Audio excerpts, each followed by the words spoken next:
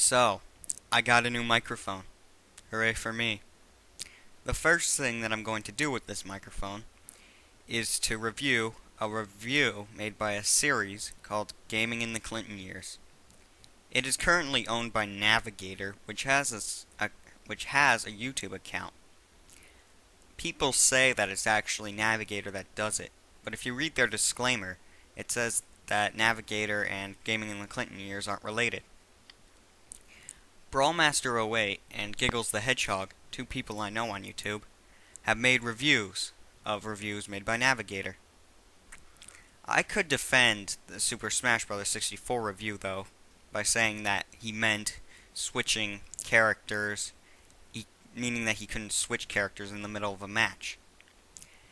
And that changing direction midair is because you want to knock someone off the stage in midair to prevent them from recovering. However, I've discovered that while watching tons of his reviews, that the one that has the worst quality overall is most likely Goldeneye. How bad is it? Just watch for yourself.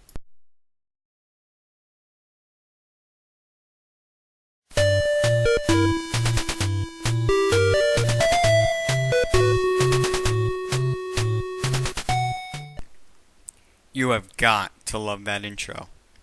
In case if you didn't get it all, it shows a Battletoad riding a hockey puck on a chessboard with chess pieces in the background, knocking down bowling pins while fading to black and showing a cartoon Bill Clinton drawing turning into a real picture of him saying Gaming in the Clinton Years. It's just awesome. The name's Bond. James Bond. Goldeneye is basically a first-person shooter game. Really? The genre popularized by Doom. Nintendo... Sorry, but due to technical difficulties, I had to cut out a few words. If you want to, though, you can just pretend that cutting it out was just a symbolic reference to the actual review. It's not just another Doom clone. Of course it isn't. Here is a picture of Doom, and here is a picture of Goldeneye. Do you see any similarities? I really don't. This may be true, but Goldeneye hardly redefines the genre. It actually did. Here's a picture of Goldeneye, here's a picture of Doom, and here's a picture of Halo. Now, does Halo look more like Doom or Goldeneye? The graphics are excellent, except for the blocky human figure. It all looks blocky to me. The surface textures are beautiful. That is the greatest lock I have ever seen in my entire life. Damn. And you can see far into the distance. You can see even further with a sniper rifle, which lets you zoom in on the horizon to aim at unsuspecting guards. The zoom feature on this gun can be awkward, though, especially when you're aiming at an alarm button which you want to destroy. There's an easy solution to this problem. Don't use the sniper rifle for aiming at objects. I usually tell people to adjust games that they don't like to make it more fun for them. But isn't a sniper rifle without sniping just a rifle? Goldeneye 007 has 20 stages in all, 18 on the low difficulty level, and one extra stage for each of the higher 2 difficulty levels.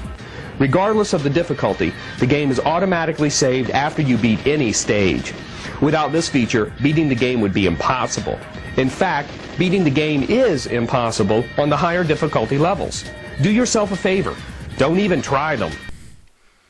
Maybe you should have played this game a little more so that you could play the higher difficulty levels, try the 2 new levels, and ultimately give a better review. You still get an ending with low difficulty, and as far as we know, the ending does not change along with the difficulty. The ending is pretty stupid.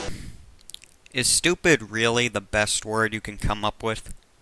Heinous, horrendous, anti-intellectual, not worth your time, bad, but stupid? Come on. It reflects the lack of emphasis on cinematic sequences in the game. If you want cinematic sequences, go see the movie.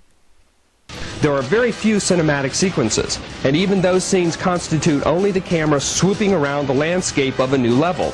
In the ending, Bond escapes in a helicopter, and then we see him kissing Natalia in the jungle. She goes, "Ooh, James," and the credits roll. Whoop-de-doo. Two things. First off, I love the way how you said, "Ooh, James," like you were pretending to be a girl. Don't do that again. Second, I love, once again, your use of vocabulary. Whoop-de-doo. Why not something like, kinda stupid? Although there's not much plot development in the cinema scenes, the actual gameplay, what you do in the game, I just learned what gameplay meant. keeps the story going on its own. Moving over to play control, you can adjust the commands assigned to each button on your controller without any trouble. You will surely want to change from the default controls to make the game handle more like Turok, Dinosaur Hunter. I never played Turok Dinosaur Hunter. I'm pretty sure the traditional controls that the developers decided might be the most fitting would probably fit better. The control is not flawless, no matter what the setting. If you're looking down while walking over a gun, you won't pick it up. If you're looking ahead while walking over it, you will. Now that's stupid. I think walking over a gun is more gameplay than control. But I do agree with you. That is kind of stupid. Moving the crosshairs is also difficult. You can switch weapons safely by pressing start. Bond will look down at his watch, bringing up a menu system with everything you need to worry about. If you beat the game on the hardest mode, you will open up hidden levels for the 4-player minigames, which we can't show you because we only have one controller. Oh, yeah, we have enough money for a graphics card, but we really don't have that much money for a second controller. Sucks to be us. And frankly, we don't care about the multiplayer stuff. No one buys a game specifically for multiplayer options. If you had played the multiplayer, you would have saw that it was actually pretty good, and that people now buy first-person shooters because of the multiplayer more often than single-player mode. Just look at Team Fortress 2. There's no single player in it. Goldeneye is an excellent game, even with its flaws. Experienced players will beat it quickly, though, so some of you might be better off renting it. Or maybe you should buy it, and then try the higher difficulty levels. Our last note regarding this game is about the bungee jumping scene. Look at this. It looks like he's jumping without a rope. To make matters worse, the camera is all screwed up. He jumps.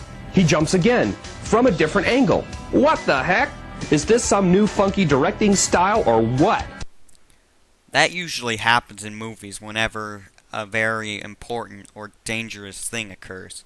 Family Guy even did a parody of it, doing it 20 different times or so, when a house exploded. Okay, enough of Bond.